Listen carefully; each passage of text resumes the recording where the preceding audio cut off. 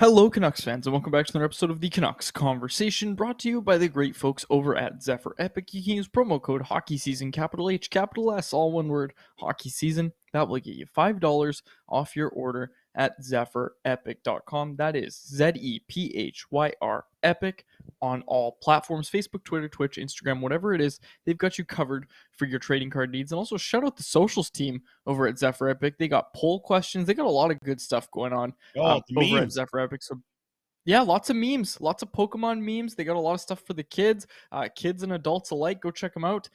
Zephyr Epic, retail location in Surrey. If you choose to shop online, they offer free shipping Canada-wide on any order over $50. So be sure to go check out our friends over at Zephyr Epic. My name is David Quadrelli. I'm joined as always by the man who built the place, Chris Faber. Is that a salmon? Is that like a light pink shirt that you're wearing, Chris Faber? Yeah, so when I was down in Montreal for the draft, I had a night out. It was like the media night out. Everything was on Bettman's bill that night. So I'll tell you what, got my money's worth on those drinks that I was drinking. Montreal Mules, which was a specialty down there. I put some work in there. Ask your Rem Truck about that. Your Rem Truck was with me. He knows what was going on, and I karaoke'd in this shirt. But it was the only shirt I went to, because I didn't have it was hot. It was warm in Montreal, and I had to go get a short sleeve shirt that was still kind of nice. And this was the only one that fit me when I went to the Winners in Montreal. So figure it out, Montreal. You got some big people in there too. You need the double XL. This is the only double XL shirt they had in the whole Winners. But it worked out. Worked out well. I wore this when I did my big karaoke night in Montreal. So yeah, it's a nice shirt. I don't wear it often. It's a good color on you. I like it. It's nice. Okay, we've had two people already call for the Eagle cam. Alex, bring it up. They'd like to see the Eagle. Corey Anderson and Lisa Martin would like to see the Eagle. Nothing right now. It's a windy day, though. No Eagle in the nest. We will update as the show goes on. Okay, let's move on here, Chris. Do you have anything you want to talk about your weekend? I want to get right to it. Yeah. Do you have anything? How quick was that by Alex? I'll tell you what, Alex, it's good to have producer Alex back on the show here, especially after Friday's freaking debacle here. Oh my goodness gracious. It's nice to be back on YouTube. Everything's running good. Good to have Alex back here as well. 20 seconds of dog. Go. Starts right now. I got nothing. We went for a walk, went to Fort Langley with them. A lot of fun. I don't want to talk about it though. Let's go. Yeah, no, I saw he was, Bert was posing you and the missus out there. You guys taking Instagram photos with him. He was getting, primetime spot there on David Quadrelli's Instagram. That's right. It's hard to get on there, but he did. So yeah, it was good. It was good in Fort Langley. It was fun. All right, let's get to it. Off the top, let's wrap up the weekend. It was a busy weekend. Mondays are always fun because there's so much to talk about. Let's get things started. I think my favorite moment of the weekend, Quads, you can speak differently if it was something else for you, but it had to be Friday night. Aidan McDonough scoring his first NHL goal for the Vancouver Canucks. This was awesome stuff. And I tell you what, a beautiful pass from Sheldon Dries to find it on the backhand for McDonough. The best part of this whole thing, first guy he hugs, Jack Rathbone, huge smile on their faces, and hearing them talk about it post-game was pretty awesome as well. The fact that they grew up playing, in the driveways together, shooting on Jack Rathbone's dad, who was a goalie, and getting the chance to see the goal be scored by Aidan McDonough, his first in the NHL against the Calgary Flames, in a 2-2 game, by the way, too. Gave him a nice little 3-2 lead at that point. And just my favorite moment of the weekend had to see McDonough getting his goal. And I'll tell you what, McDonough got into 2 games. Thought he played pretty good in both games and obviously scored the goal. Hey, he jumps ahead of Kravtsov in my eyes already. How many goals did Kravtsov have? 0. None so far for the Vancouver Canucks. But McDonough scoring, he's got 1 goal in 3 games now. Getting an opportunity to play. We'll have to see what happens moving forward with him. I know the coach likes his shot. So that was my big takeaway. My favorite moment of the weekend. Let's continue this conversation a little bit here, Chris, because Noah Strang, shout out Noah Strang, wrote on Canucks Army this past weekend about how this is basically a make or break summer for Vitaly Kravtsov. And the thing that we keep talking about is if you're trying to compete next year, which the Canucks have made it clear they are, where does Kravtsov fit in a lineup? You're not going to be in this position where, like right now, Talkett's speaking about how he hasn't looked like a guy who wants to be in the lineup and I need to see more from him type thing. Like that's what Rick Tocchet, the head coach of the Canucks, said right now in garbage time of the season is he can't really justify putting Kravtsov in the lineup. If he doesn't come into training camp and he's not ready to go, absolutely. He's already been leapfrogged by a guy like Aidan McDonough. The thing about McDonough, Chris, is it seems like he does a lot of the things that you'll want to see a player do in the Rick Tocchet system going forward, right? Like he goes so hard to the net, right? And he spoke about that in his first game was, yeah, I went to the net, but he kind of had his stick in the air and he was kind of watching the puck a little bit and maybe not caught up in the moment per se, but he did talk about how, yeah, against Calgary, I just kept my stick on the ice and was a lot more focused on it. And you're seeing him get rewarded. Like it was great to see him score that goal. And on the topic of Kravtsov, it's just that, yeah, you're seeing a guy like McDonough, who we don't have a ton of super high expectations for. You're seeing him right now. I would say he deserves to be in the lineup over Kravtsov. Like, I think so. I think if you're trying to win, you have McDonough in the lineup over Kravtsov. Yeah, and I think that can be looked at two ways as well, as just the simple fact of playing McDonough over Kravtsov. But I think the way you have to look at it right now until things change is who's a better bottom six option, right? And I think we've heard Rick Tocchet talk about this quite a bit. The fact that he needs that bottom six to be able to forecheck hard, be strong on pucks, be good in your own zone, smart when you're in the neutral zone, a lot of little things. I think in both regards of just simply being in the lineup and being in a bottom six role, like McDonough has earned at least that for the rest of this season. And you're right, the offseason will be big for Kravtsov. Is he going to stick around? Is he going to work with Tocchet? All that stuff. But I think right now, no matter what, you have to keep playing Aidan McDonough in the bottom six role. There's no other guy that really makes a lot more sense to me. Kravtsov isn't going to do it. I saw Podkolzin's got a cast on his wrist or a brace or something on his wrist, so he looks like he's going to be out for a little bit. Not sure if he's even going to get back this season.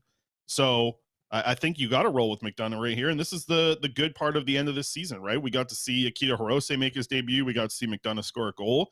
To me now, the next step is like, okay, but now what does McDonough look like with JT Miller? Right? What does he look like with Elias Pettersson? Can he actually be like really effective in that role? I think that's the next step we have to look towards here. And I wonder how much changes, because another thing that happened this weekend, not like it really matters that much, but maybe it does like a tiny bit. The Canucks were eliminated from playoff contention. I think that's not a huge shocker to anyone, but I wonder if that makes a couple things change with how the lineup is used, how Quinn Hughes is playing minutes, and we'll get to that in just a second. But I wonder if McDonough now gets a chance in the top six because, he scored a goal. Listen, he scored a goal in a game and he did it the right way, the thing that Rick Tocchet likes to see. And I don't think McDonough's been bad either. Like, I think he's been pretty like good in the spot that he's in. It's not like he's being gifted great line mates either. And I think he's been one of the better guys on his line so far in the last few games here, especially over the weekend getting into the two games. So we'll have to see what happens here with McDonough. But I do want to mention the Quinn Hughes stuff, okay? So we talked about the minutes. We've talked about how the season's coming to an end here. Quinn Hughes, over the last 3 games, has averaged 29 minutes and 28 seconds of ice time. It is a lot of minutes. And I know people will be like, oh, but 2 games went to overtime. So I did some more numbers here without overtime. Over the last 3 games, Hughes has averaged 28 minutes and 42 seconds without overtime. He's playing a ton of minutes, man. And it's like at the point in the season now where, I don't know. I just think it's just going to happen as this is how it's going to be for the rest of the way, right? And this is how it's going to be next season. And it does have to worry you a little bit. Like, playing that much is a lot, man. And I know Quinn Hughes is really good at avoiding contact and avoiding injury. He's been pretty damn good at that throughout his NHL career. But man, you're really testing fate when you start to play a guy nearly 30 minutes a game. And he had a couple games this week where he played 30 plus minutes. Like, it's too much.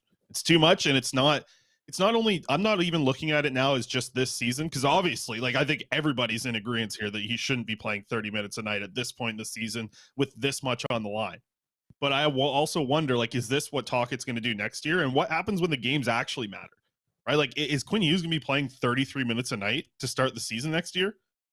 Like, it sounds crazy to say that sentence out loud, but there has to be a legitimate possibility that we see some games at the start of next year when things really matter, where Hughes is like playing more than half the game. Like, that is a very legitimate possibility. If they're playing him this much in games that don't matter, imagine how important they're going to be at the start of next season. Are you asking me if that's going to be the case? Because I think it's basically guaranteed that it is, unless this team, makes some major addition or they go out and get some defensive help. I think the other thing to consider, Chris, when we talk about next season is with Filip Hronek in the lineup, Hughes' ice time is coming down. We already saw the effects of that, right? So you saw a 4-game taste, right? I think your concerns are valid, though, of him playing a lot down the stretch. I'd say going into next year, unless there's some addition, Hughes is still going to be playing a lot, as is Filip Hronek, but it's not going to be over 30 minutes, I don't think, for Hughes with Filip Hronek healthy in the lineup. Look, like I think the Canucks have made it clear that, or like Talkett's made it clear that in order to win with this lineup and this roster, he does need to play his big guys a lot, right? And when he came here, he talked about how he didn't want to do that. Talked about rolling 4 lines more, but that's the thing about head coaches in Vancouver is they quickly figure out that you're not going to win games unless you're playing Elias Pettersson and Quinn Hughes a lot. And I think Talk has just experienced that. Again, Filip Hronek coming back, it's going to help. It's going to help. You hope, obviously, that because he's been shut down and all that sort of stuff, that he's 100% and ready to go for next year. But yeah, if they're not missing as many bodies, because they're missing more than just Filip Hronek too, right? I'm not saying Oliver Ekman-Larsson returning would, drastically decrease Hughes' ice time. It might a little bit, but I think Hronek's the big one that you're kind of waiting for. So here's my question, because a lot of people are pushing back in the chat to a degree. Everyone's like, Adam's got a good point. They're missing a lot of bodies. Hirose is like the 12th guy. A couple good comments there from Adam. Dominic's mentioned this as well. Corey mentions, it wasn't a healthy Hronek at that point. But here's the question that I have then is like, once Talkett sees what it looks like on a defense core when he's playing Hughes for 30 minutes a night, when the games matter next season, I do think that makes a change. Yes, you're going to have some healthy bodies to start next season, but you know what you're going to see from Quinn Hughes when you play him 30 minutes a night. He was able to win this team, which hopefully gets to improve going into next year, and I think it will, with some changes and some players coming in. But the games are going to matter to start next season. So I do think that, yes, like him playing a lot of minutes right now is good, because I do think it does matter to have Quinn Hughes on the ice right now. It definitely does. But next year, when the games actually matter, that's where I can see it even being more. Like I can see his minutes being higher in a game where, let's say the Canucks are down by 1 and there's 15 minutes remaining. Quinn Hughes is going to play 8, 9, 10 minutes of that final 15. That's just how it's going to be in a 1-goal game where points matter at the start of the season. They're going to count, like that's going to happen, because then, when Hronek's back and healthy, okay, then you're rolling, Hughes and Hronek out there for 10 of the final 15 minutes as a pairing, because that's like your comeback line. That's your comeback pairing to get going there. So I think the minutes are going to continue to go up. And I think that the fact that we've seen this already, it's going to be very hard to ride through next season, but I guess you can manage it a little bit when you have a healthier defense core. Hronek can play more minutes in games that you're feeling like you're pretty comfortable in, whether you're, up by 2 or winning the game even. But there's going to be nights next year. Like Quinn Hughes is going to play 30 minutes a night consistently next year. Maybe not every single game, but consistently throughout the season, you're going to see 30-minute nights. And I wonder what happens here. And I just a little bit of a worry, I guess. Like I have a worry about it. That's how I feel about Quinn Hughes in the 30 minutes a night. So we'll have to see what happens going into next season there with Hughes. But this year, it's like, I don't know, maybe now that they're eliminated from the playoffs, like, play him 24 minutes a night. Give him a night off, man. Like put him at 24. I know it's not a night off and he's still probably going to lead the team in ice time, but from what he's been doing, give him just a little bit of a relaxation game going into it here. Play him 23, 24 minutes. Okay, so as we close out the weekend conversation, Chris, I just want to quickly get this in because I was just kind of watching some post-game coverage of the Calgary Flames game last night. So the Calgary Flames, they beat the Anaheim Ducks.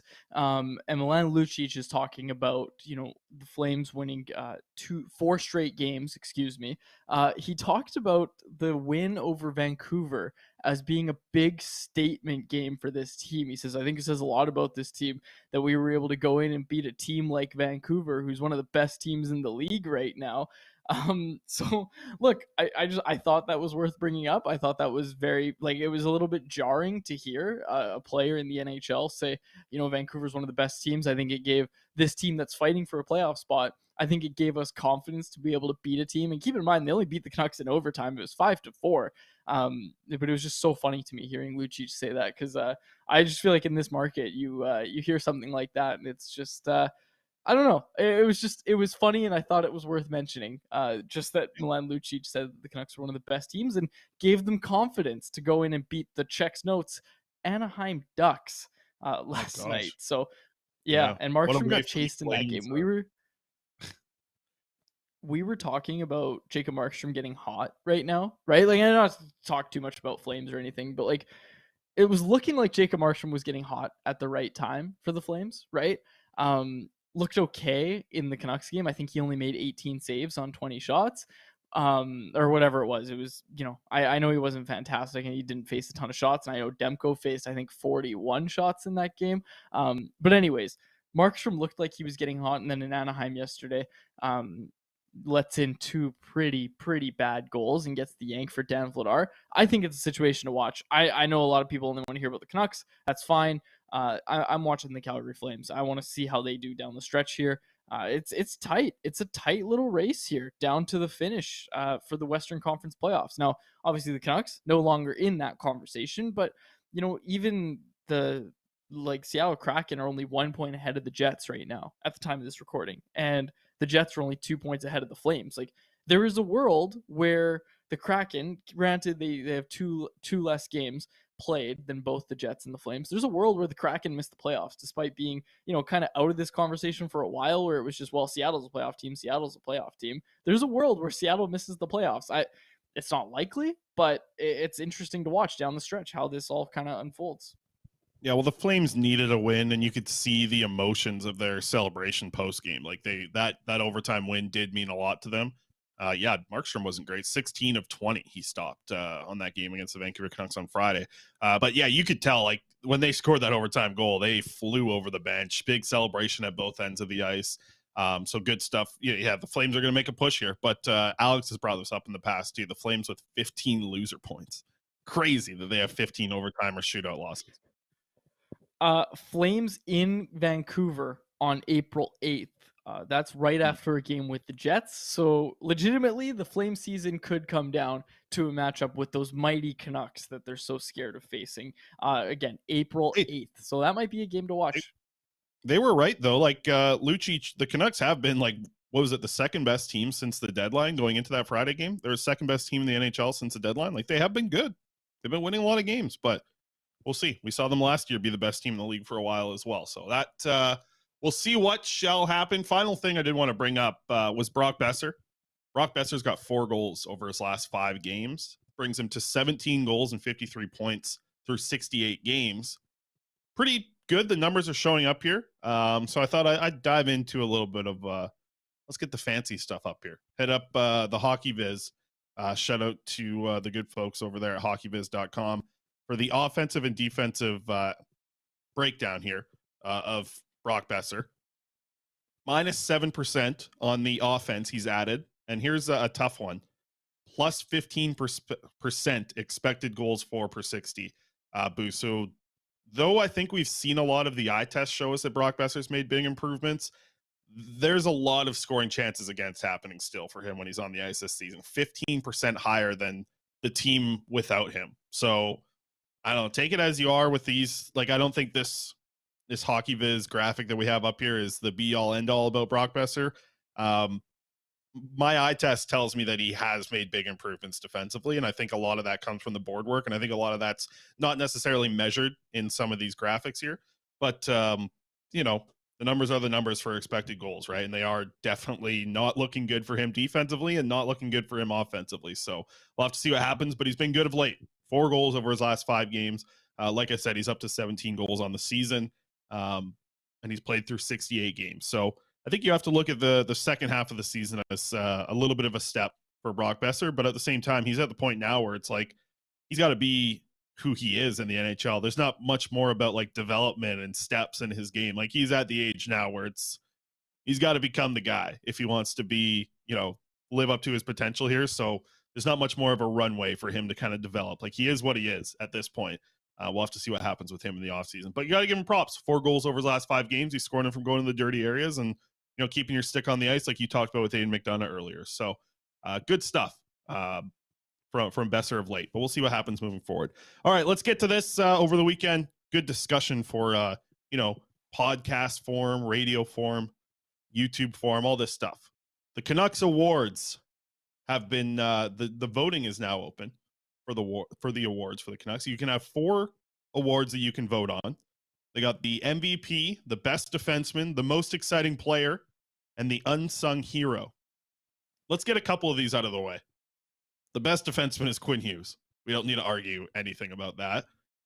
Most valuable player, is there an argument that you have against Elias Pettersson? Because I'm going with Pettersson. I feel like that's a pretty easy one too. Yeah. You're rocking with that as well. I think the other two you can have a little bit of an argument about. To me, I'll let you start because I have my list here of who I think is going to win. So we're set on Pettersson being MVP, Quinn Hughes best defenseman. Who is your Pavel Bure Award winner, Quads, about the most exciting player? I think it's JT Miller. And I think there's two options, to be honest with you. Like, I think it basically comes down to, and granted, of course, we're saying that Elias Pettersson and Quinn Hughes can't win this one too, right? It's one per person is what we're doing here. I go JT Miller for most exciting player, and I know a lot of people are going to say it's Andrei Kuzmenko. I'm going with JT Miller because I think just the overarching storyline that we've had with Miller this season, where he like and again, I don't think banging the back of your goalie's net and yelling at Colin Delia is exciting per se, but I just think with all the struggles and all the crap Miller took in the first kind of quarter, first half of the season, really, to what he's done lately in the second half, and especially under Rick Tocchet, where he's played center, he's done a really good job of it. He scored a lot of exciting goals this year. He's made some really exciting plays. I I think it's Miller. I'm going with Miller. I just think with everything that he's been through, I think he's the guy. I think he's the most exciting player on this team, not named Elias Pettersson. Look, I know Kuzmenko has his dangles and he makes some fancy moves once in a while, but a lot of his goals are tip-ins. I don't know how exciting those are. I think the excitement that comes from Kuzmenko mostly stems from Elias Pettersson, if I'm being honest with you, right? Like, Elias Pettersson is the one setting up a lot of these plays for Kuzmenko where, yeah, he has a cool celly or whatever, and it's exciting. He's the guy that finishes it. He's an exciting player. I understand it. I'm not trying to rag on Kuzmenko here. I'm just saying that I think a lot of Kuzmenko's exciting plays, if you watch the highlights of Kuzmenko's season, a lot of times it's going to be Elias Pettersson doing something really, really cool right before that. And that's kind of why we remember the plays. So look, I know there's a lot of people already in the chat saying Watts is so unbelievably wrong. I think it's Miller. I think Miller's the most exciting player, not named Elias Pettersson. Yeah, I'm getting mine's Kuzmenko, I think, for sure. I think exciting isn't the right word for JT Miller. Like, I'm not even sure what the right word is, but like he's very he's a lightning rod for topics, whether it be scoring or defensive play. Like I just don't think you can go against Kuzmenko, who has 37 goals this year. Yes, a lot of them are tap-ins. 7 of his games have been multi-goal games. But if a guy's going to score nearly 40, it's going to be Kuzmenko winning the most exciting. I mean, he's not necessarily even just the stuff on the ice. Like, let's talk about him giving sticks to fans and having bananas be swapped for him. Like, that's pretty exciting stuff compared to what JT Miller does away from the rink. And I think on the ice as well. Like, I understand sort of where your argument's coming from, where, yeah, Miller scored some big goals, but think about, the jokes about Andrei Kuzmenko being like the ultimate destroyer of tanks, right? Like he scored so many game tying goals to send them to overtime and get these extra loser points and stuff like that. Like I think he's just done such a great job of being exciting in his rookie season that I think he's going to win this award easily. And I think with Kuzmenko at the same time, like you're right, a lot of have come from just like great plays from Pettersson, but I think that's what makes him exciting is he works with the Canucks MVP. And if you can work well with the MVP, that's pretty exciting. I think JT Miller has been really good since Rick Tocchet came in, but let's not forget what JT Miller was doing at the start of the year. Right, there was a lot of talk about how bad he was defensively, how the effort was just not there, and I don't think you can just forget about that as we're going on. And yes, there was, you can make knocks about Kuzmenko too, like defensively. There was times where Bruce Boudreau made him a healthy scratch. There was times where Rick Tocchet sat him down. But just excitement level, I don't think anyone's close to Kuzmenko at this point for this one. That's fair. Unsung hero. A lot of people in the chat want to hear about this one. I saw some folks saying Sheldon Dries is the Canucks unsung hero of the season. I don't know about that. I would vote for Artur Silovs before I vote Sheldon Dries. But in all seriousness, my unsung hero, I'm going with Dakota Joshua. That's my guy. That's my guy for that award. I think, now, especially him playing on the top line, that's my guy. It's Dakota Joshua, I think, because coming into the season, there's still people that think Dakota Joshua was brought here to be an enforcer. Like there's still people out there that have that opinion, little voice crack there. But Dakota Joshua's done really well at both ends of the ice. I really like it. Like I really like to see Dakota Joshua win the Unsung Hero Award for this team this year. I'm with you. I think Dakota Joshua is the guy too. I think I was looking, I saw somebody in the comment mention Ethan Bear. So when I was looking at this before the show, I was thinking, okay, guys, to win the Unsung Hero Award, you got to play in a lot of games, right? And Dakota Joshua is going to be one of the guys that's played in 70 plus games this year. Bear, I don't think is going to have even the chance to get to 70 due to some injuries and some things like that. So I think Unsung Hero, it's a weird vote. It's a weird award because like, there's been no hero for the Vancouver Canucks this year. Like there has not been even an unsung hero. Like, yes, Dakota Joshua has been like cool and good in a role where he came in and signed at like league minimum, not making a lot of money. And he's come in and now he's finishing the season playing in the top 6, playing on Elias Pettersson line. That's great. But there's nothing heroic about it. Like there's been nothing heroic about the Vancouver Canucks all season long. So this is kind of a more of like a, you know, who's impressed most, like from having a not a lot of expectations coming into it. And that's, to me, it's Dakota Joshua as well. It's just the award's kind of tough because it's like, you know, think about like Dakota Joshua. It's been a cool season and he's done great.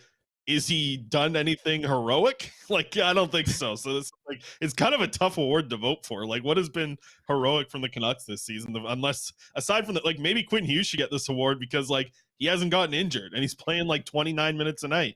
Like maybe he should win best defenseman and unsung hero. That's the only like, if you're actually thinking about it from like a heroic point of view, name me one thing that's been heroic this season from the Canucks. Like, I can't think of anything. I'd love for the chat to try and think of something. What's been heroic?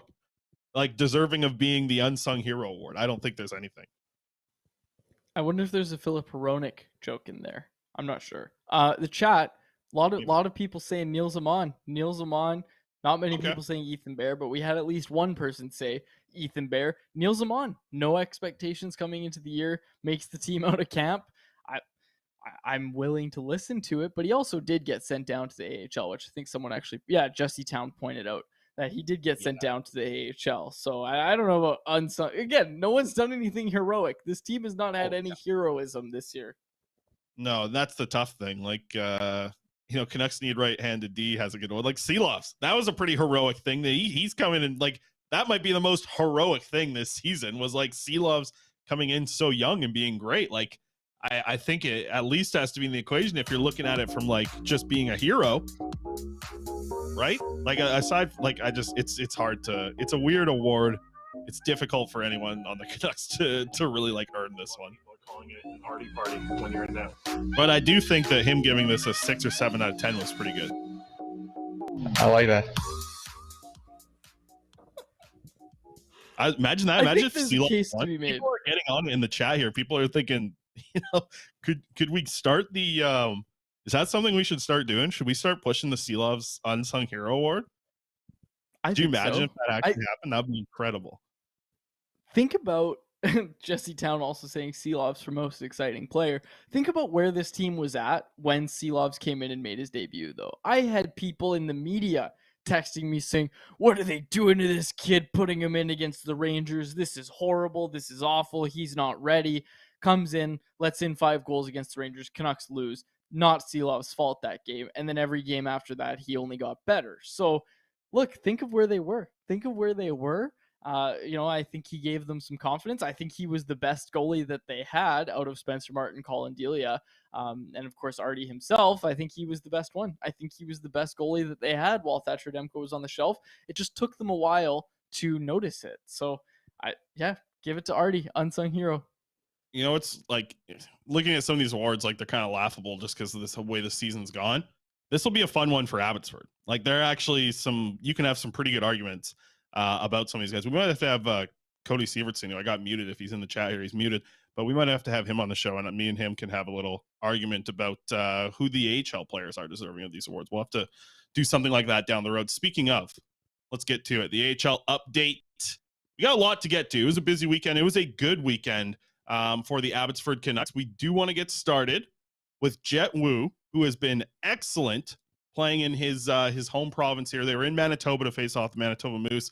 Jett Woo picked up a pair of goals, and because the Canucks are wearing green jerseys, they're going to screw up on the green screen here. But for us on YouTube, we got logos coming through jerseys. Oh my goodness, it's a mess. Jett Woo scores a nice little goal here to start it. These green jerseys are not good for the YouTube folks here. Canucks Conversation, big sponsor of the Abbotsford Canucks. So they found the back of the net, Jett Woo, early on in the weekend. This was on Thursday heading into it, or maybe Friday. I can't remember. My games are getting all mixed up. I think it was Thursday. So Jett Woo scores one goal, nice little wrist shot from the point. And then he ends up scoring again later on in the weekend. This was on Saturday at 2:00. Good hands on this kid. Like finding the back of the net a couple different ways with Jett Woo. The wrist shots, those green jerseys are killing me here on YouTube. But nice little wrist shot from Jett Woo, finding the back of the net again. Feeling like there's a lot of confidence right now with Jett Woo, the way he's playing in the AHL. It's nothing new. People who listen to this show have heard me talking about it for quite a long time. Let me get this in there with Jett Woo. 4 goals in his 8 games against Manitoba this season. So he loves playing against his home province, the Manitoba Moose. He scored 4 of his 6 goals this year. They've come against Manitoba in those 8 games against Manitoba. And this was cool. I mentioned it last week. He got to take all of the teammates, the whole team, the coaches, the staffers, all the players, even the goalies got to come to his family restaurant. And here's a cool video that I saw. Jett Woo posted this on his Instagram. He was able to go watch his brother Jonas, who plays in the WHL for the Winnipeg Ice. Got to go watch him for a playoff game, and he was fired up for his bro. Jett Woo banging on the glass here as he's watching his little brother play there. So pretty awesome little scene there for the Woo family. And, Jett's still a fan. He's banging on the boards just like the kids do down there at Rogers Arena, trying to get a stick from Andrei Kuzmenko. Jett Woo's trying to get a stick from his little bro there playing in the dub. So pretty cool weekend for Jett Woo in that point. Quads, Spencer Martin made 40 saves on 41 shots on Saturday in Manitoba. Do you think that we're going to see a goalie controversy for the playoffs? Spencer Martin's been really good the last little bit, a .946 save percentage over his last 5 starts. He is locked right in. I think that they might go with Martin this playoff run. They might, because he's been really good of late. I think we'll see both guys, depending on coming off of a loss. You might want to go with the other guy. I just think there's a lot of confidence from Jeremy Colleton in both Martin and Seelovs. I don't know if I'd call it a controversy. Like, Martin's the guy who's supposed to be a bona fide NHL backup, right? And Archers is still young. Like, Seelovs is still really, really young. So I say going into a playoff series, if you have both guys playing well, I would probably go with Spencer Martin. Like, that's a guy who's been there, done that. And we've seen the AHL playoffs. Like, look at last year. What was it? 2 games and they were done. You can't afford to have a 21-year-old, 22-year-old goaltender come in and, maybe the moment gets to him. I don't know what it's going to be or whatever, right? I'm not trying to talk bad about Seelovs here, but I'm just saying I would go with the more proven guy, and I think that's Spencer Martin. So for the playoffs, I don't think it's a controversy at all to go with Spencer Martin. I think that might actually be what this team does, and I don't think it's necessarily a bad decision. But the problem is, how much do we talk about AHL playoffs being so important for development? Jacob Markstrom talked about it when he went on the playoff run with the Utica Comets. This would be a great opportunity for Seelovs, but I do think it's going to be something like Martin will start until he has a bad night, then they'll go to Seelovs. And if Seelovs can take that and run, that'll be what happens for this AHL team. I think that's the good thing here is, yes, there's a controversy about who's starting, who will be the starter that they roll with throughout the playoffs, but it's not a bad thing to have 2 goalies that you're confident in for the AHL playoffs. I just think the bad thing would be missing this very critical development period for Archer Seelovs, and I think that's a very possible outcome here with the AHL playoffs. I do think they like Spencer Martin. I think he gives them the better chance to win when he's on his game. But then again, like, Seelovs has been so good too that it's almost weird saying that sentence, because like when Seelovs is on his game, he's one of the best in the AHL as a goaltender. So I'm very curious to see what happens. AHL playoff, their tickets are on sale now. So they got tickets already rolling and some home games coming up here finally for Abbotsford. It's been a long time. They're back in Abbotsford on Friday. So lots to figure out here as the season ends, but they've clinched the playoff spot. They're going to get a chance to go in there.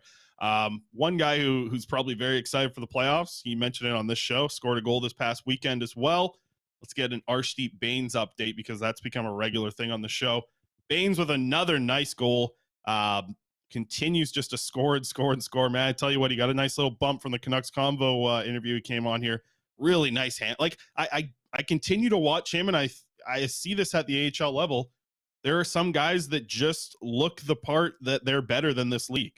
And to me, that's what Arshdeep Baines is really starting to look like at this point. I don't think I've been this high on him throughout the season. Like, I've been high on him, but I'm at a point now where it's like every game that he's playing, every shift that I'm watching, he looks like he's thinking the game faster than everyone else in the AHL. Is he faster than everyone skating? No, but there's just a look to him. Like I'm confident this guy's going to have NHL success when he gets there. I don't know when it's going to be. It could be this season if an injury occurs to the forward group. Could be next season some point when they call him up and give him an opportunity. But I'm excited for him in the AHL playoffs. He is playing, and he has made such progression from day one of the AHL season to right now that you got to start getting on the Baines train, man. Like, the Baines train's rolling, and it's ready to rock now. I saw you in the Monday mailbag suggested he should get some NHL games. I'm all for it. I like it. I like to see it. I'd like to see Arshdeep Baines get a shot with the Canucks. Okay, All right. odds and ends. Let's go. Final thing from the AHL. Danila Klimovich.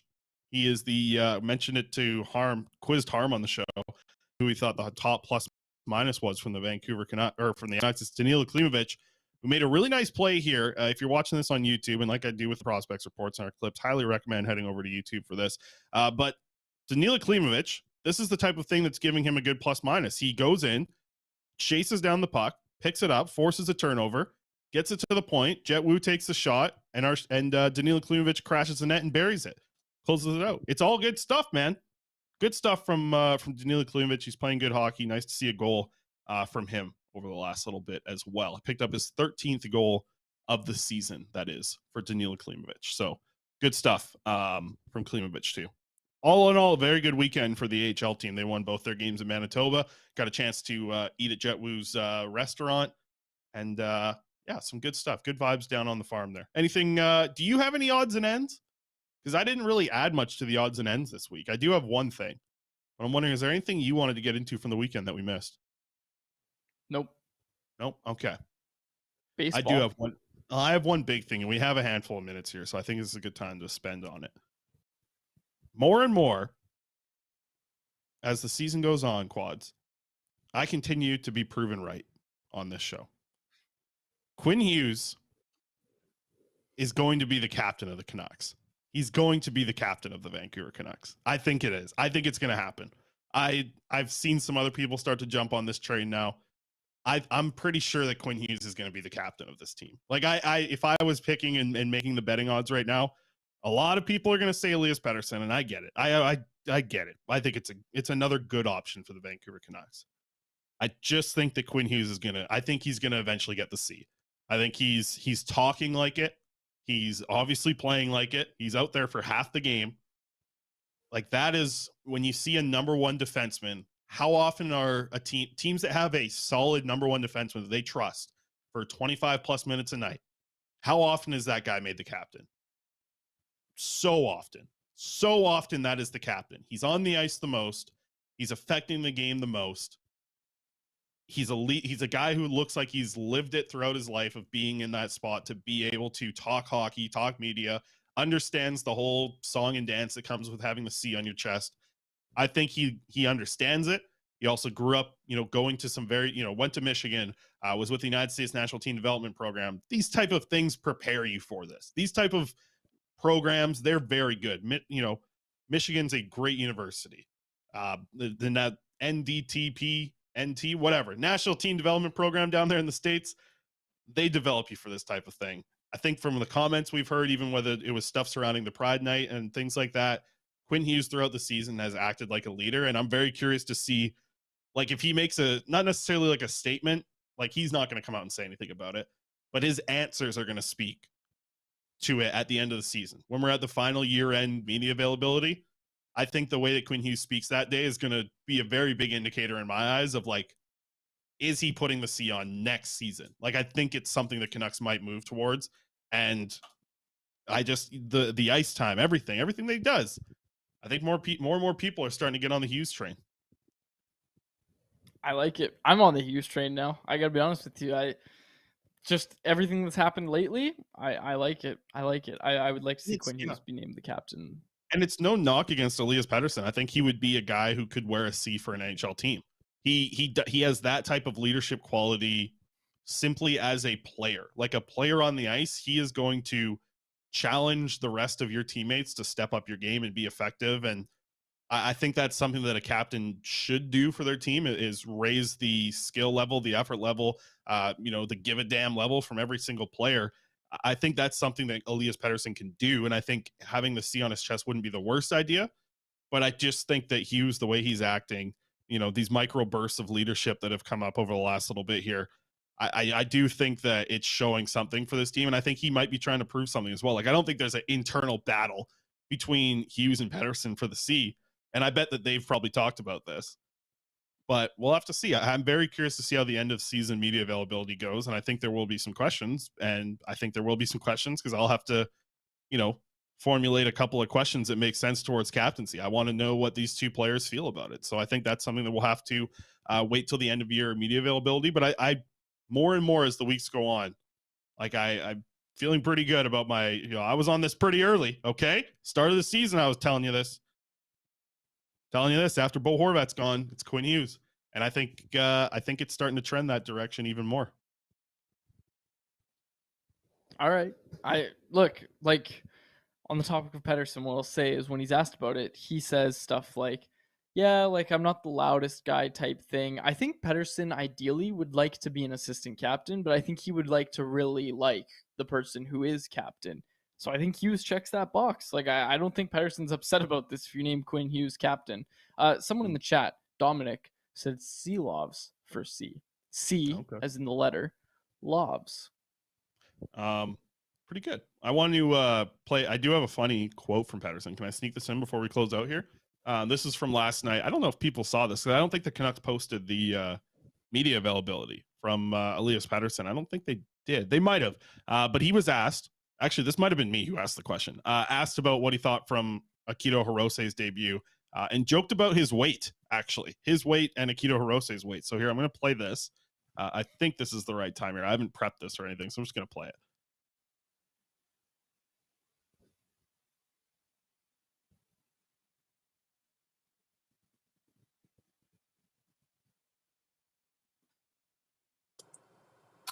I think you guys are the only ones who hear it. I can't hear anything. Oh, really? Okay. Well, I'm playing something here. It's not working then. That's my bad. I feel like people on the podcast will hear it. But what Pettersson joked about was like he joked about Hirose not having a big build like he did when he came into the NHL. So that was he gave a pretty good laugh after the game. So that was a fun little moment for Pettersson. I wonder why that didn't work in here. Interesting. All right. That's all I got. Big Monday show. Appreciate everyone. I hope everyone had a good weekend. It's been a blast. Mondays are always fun stuff. Lots of stuff to get to. Tomorrow, big prospect day. Actually, right after recording this, I will head to the Blackfish Prospect Report. You can catch that here on the Canucks Army YouTube account. Hopefully get that out tomorrow early-ish afternoon because I got to record the video in the morning and finish up the article tonight. So that'll be up. Lots to get to with the prospect stuff. Josh Bloom continues to score. Jonathan Lekaramaki's rolling into the second round of the playoffs. And a couple other tidbits around the CHL that I want to get to with some players maybe going pro here. So I got to get on the phones here pretty quick and talk to some folks. Word of the day, as I see the chat going off. Word of the day was microburst. Word of the day. Microburst. No, I don't know. I don't think I used it right, but I used it. All right. Alex, you see that last comment there from Lisa? Bring on the tank. Bring on the tank. Let's take us home. All right. We'll close it out there. For my co-host, Chris Faber, and our technical producer, Alex Allard, my name's David Witrelli. Thank you so much for listening to another episode of the Canucks Conversation. There it is. Send it in. 3 losses this week. Tanks back alive. Take it, Bob.